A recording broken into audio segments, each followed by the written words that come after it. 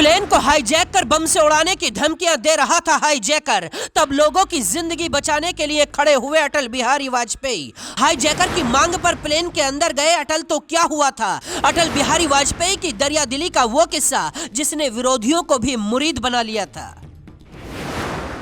अटल बिहारी वाजपेयी साल 1992 के दौर में लखनऊ के सांसद हुआ करते थे। देश में अयोध्या के राम मंदिर के लिए चलाया जा रहा आंदोलन चरम पर था। 22 जनवरी 1992 में उत्तर प्रदेश में राष्ट्रपति शासन लगा था। अटल बिहारी वाजपेयी लखनऊ में थे और गेस्ट हाउस में डिनर कर रहे थे। अटल जी को रात को ही दिल्ली के लिए निकलना था। उस वक्त लालजी टंडन भी उनके साथ थे। शांति से गेस्ट हाउस में डिनर चल रहा था, तभी अचानक लखनऊ के तत्कालीन डीएम और राज्यपाल के सलाहकार गेस्ट हाउस में दाखिल होते हैं। लालजी टंडन इसके लिए नाराज भी हो गए। अटल जी भोजन कर रहे हैं और आप सीधे यहां आ पहुंचे हैं। तब अधिकारियों ने कहा कि सर, आपको तुरंत लखनऊ एयरपोर्ट चलना होगा। लखनऊ से दिल्ली के लिए उड़ान भरने वाले एक विमान को हाईजैक कर लिया गया है। ये प्लेन लखनऊ एयरपोर्ट पर ही है। हाईजैकर को समझाने और मनाने की सभी कोशिशें नाकाम हो चुकी हैं। उसकी सबसे पहली डिमांड यह है कि वो सीधा अटल जी से मिलना चाहता है। प्लान हाईजैकर की मांग है कि उसे अटल जी से मिलवाया जाए, वरना वो यात्रियों के साथ विमान को उड़ा देगा।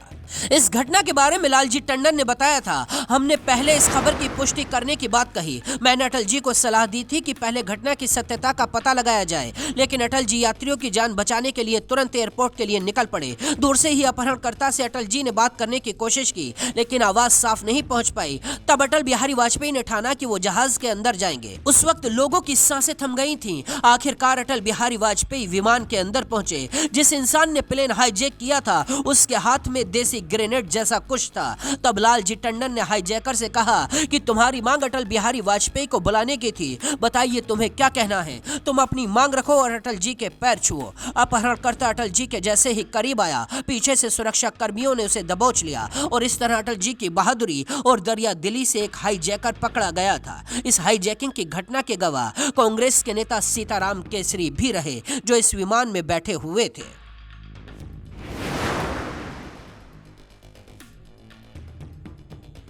70 के दशक का भी एक ऐसा ही किस्सा है। पुणे में वाजपेयी को एक सभा में 3 लाख रुपए भेंट किए जाने थे। इस राशि को मेहनत से जुटाने वाले कार्यकर्ताओं को एक एक करके वाजपेयी को माला पहनाने का अवसर दिया गया था। बार बार गले तक मालाएं भर जाती तो वाजपेयी उन्हें उतार कर रख देते थे। जब वाजपेयी ने भाषण दिया तो एक लाइन ऐसी कही जो अमर हो गई। अटल बिहारी वाजपेयी ने कहा था, अब समझ आया कि ईश्वर की मूर्ति पत्थर की क्यों होती है, ताकि वो भक्तों के प्यार का बोझ सहन कर सके।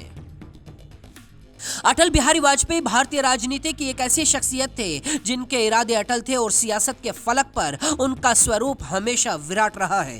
राजनीति उनको विरासत में नहीं मिली थी, लेकिन वो आम आदमी की तरह संघर्षों में तप कर सोना बने थे।